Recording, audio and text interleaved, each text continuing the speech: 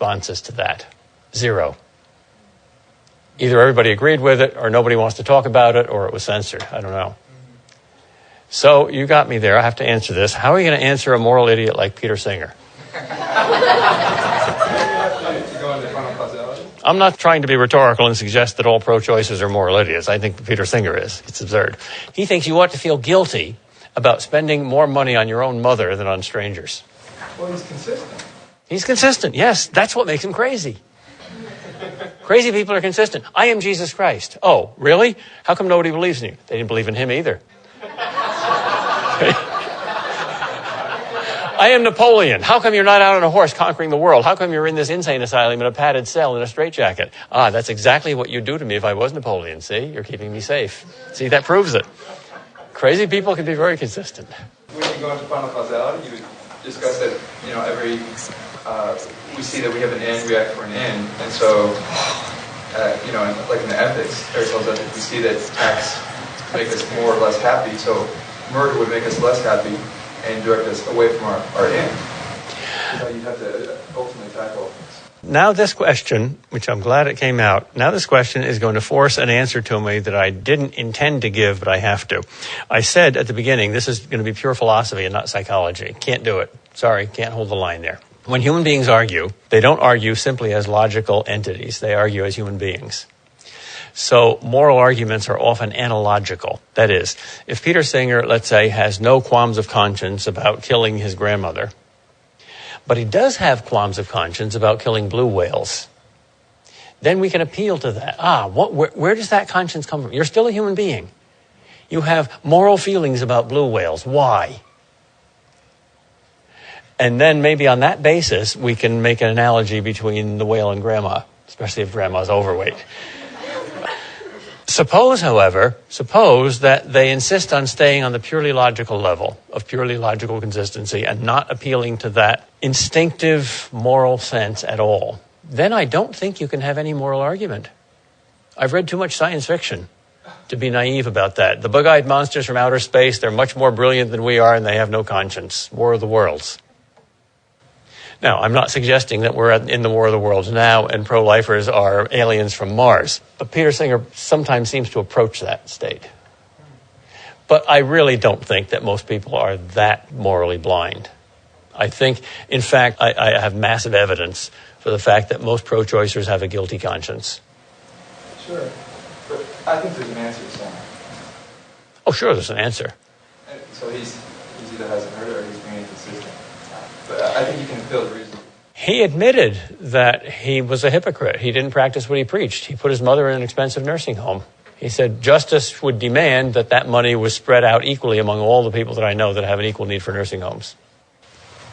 You just brought up something about most people aren't that immoral.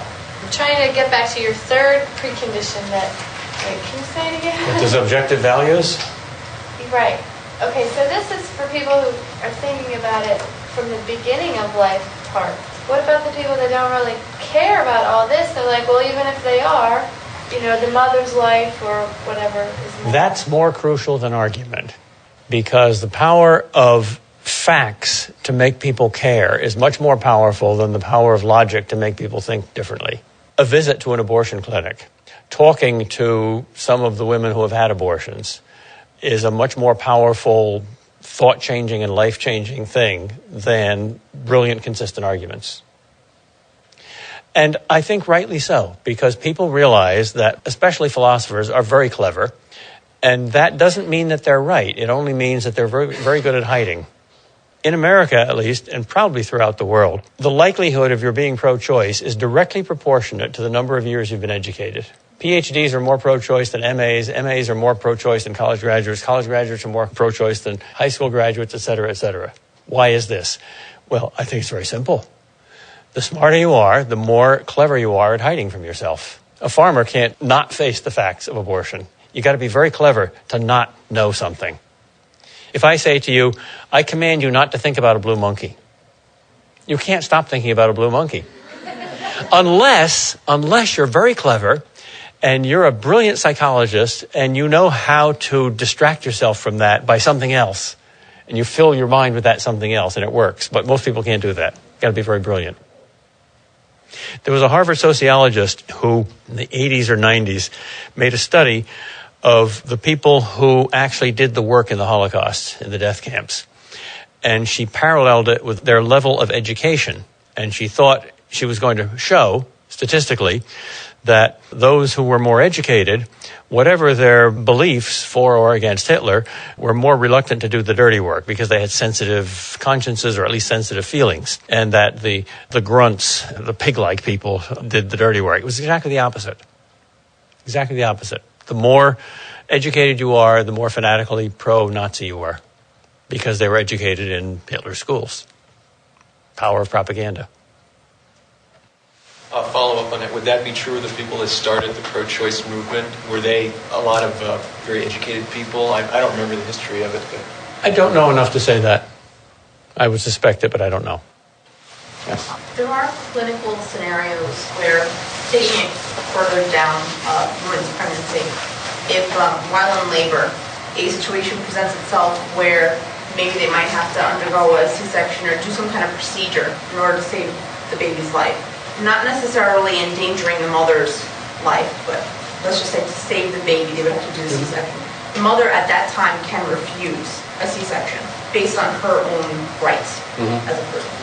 Could not a pro-choice person take that argument and bring it back to this, where you say every human has the right to life? So if at that point a woman can choose to deny her child a right to life, could she not then once... That's a legally gray area. That's a penumbra. Most of us think that it's right for the law to force people to help other people in emergencies, to be a good Samaritan in emergencies. But it's not a good idea for the law to force people to be more than a good Samaritan. And what's the difference? If I see a little child drowning in 3 feet of water, and I could go in and pull the child out with very little cost to myself, and I don't do it, I should be fined somehow. But if I'm not a very good swimmer, but I can swim, and I see somebody drowning in a swimming pool, and I'm a little afraid of water, and it would take a great coward not to jump in, but I don't jump in, should I be fined? Well, that's a legally gray area, I think. You said in the beginning of your talk that one of your hidden premises was you have to reject utilitarianism, but I was wondering if you think that a utilitarian would have a strong argument against abortion in the sense that if they argued that, for example, fetus couldn't suffer, or that net suffering would be prevented or decreased by going through with an abortion. Would that be a strong argument for it? Until roughly the 6th month, the utilitarian would have to be pro-choice because the brain and nervous system aren't well enough developed to have conscious pain. But a utilitarian who's a strictly Benthamite utilitarian who identifies happiness with pleasure can easily be refuted. How many people are there in this room? 80? All right, let's suppose I'm the only normal person in this room and you're all cannibals. And let's say it would increase your pleasure enormously for you to kill me and eat me. And it would detract from my pleasure. But 80 enormous bits of pleasure over here versus 1 bit of pain over here, it's a great thing to do. It'd be wonderful for you to do that by utilitarian principles. So even most utilitarians have to modify that a bit.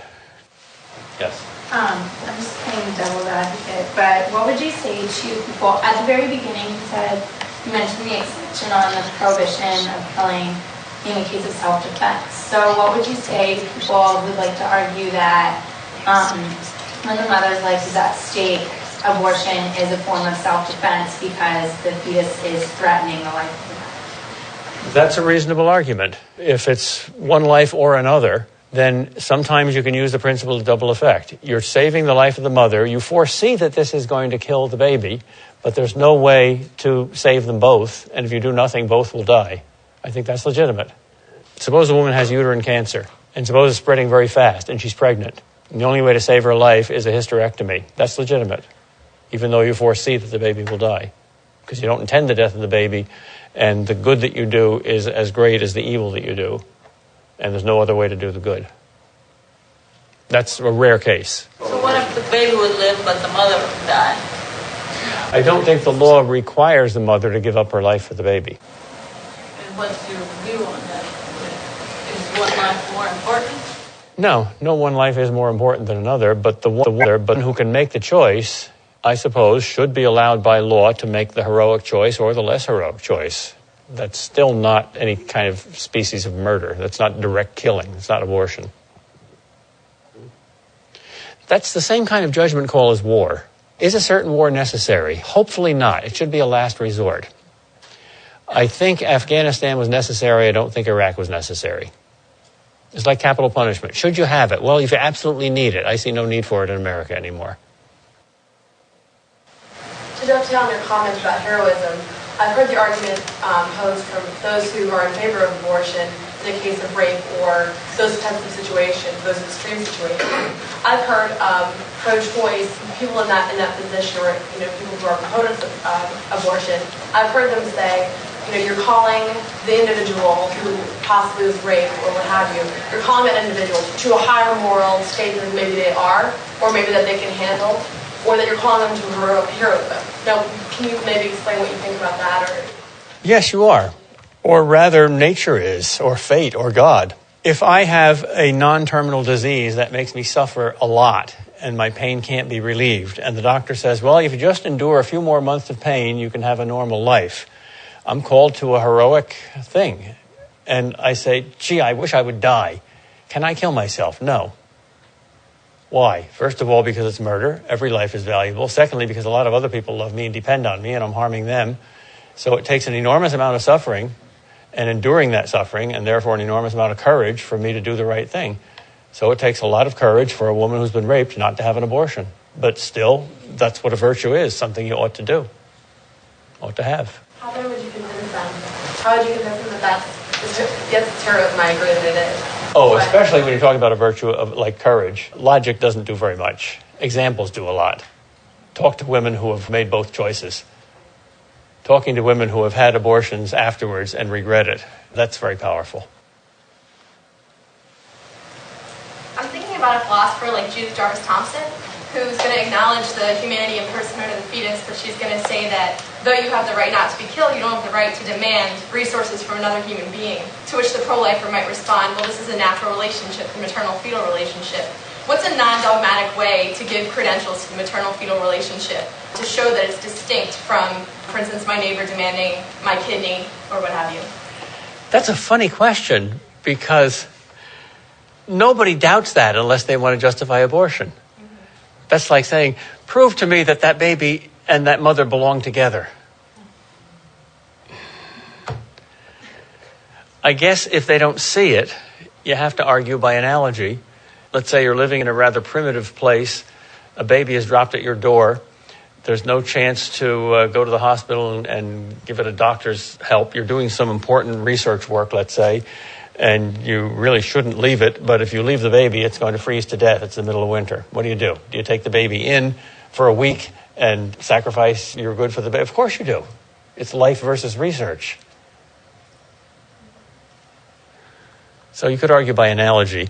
But as I said, arguing from analogy is a way of trying to take a person who doesn't have the moral instincts to see the truth in this case and make it parallel to another case where hopefully he does have the moral instincts to see the truth. Couldn't she say that that's being a good Samaritan, but it's not required of you by, Yeah, but most people have enough moral instincts to realize that in that case you ought to be a good Samaritan. You might not have to jump into the swimming pool and risk your life to save the little kid. Nobody would blame you very much for saying, gee, I could have saved him, but I'm so scared of water. But I think anybody would blame somebody for saying, I was writing a book and I needed time to myself, so I let the baby freeze to death. The argument that I hear a lot is, well, you can't expect somebody who's poor, there's all these poor people out there, and you can't expect them in their condition to have to bring the baby up. So doesn't that require somebody else to come in and help them? It's not just, you can't do that. You can't have that abortion. You can't. I said I wasn't going to use rhetoric and I wasn't going to use politics. I lied. That is the snobbery of the socialist. It takes a village to raise a child. No, it doesn't. It takes a mother and hopefully a father. We can't expect this of the poor. Why? Because they're poor? As a matter of fact, there's a definite correlation also between riches and abortion.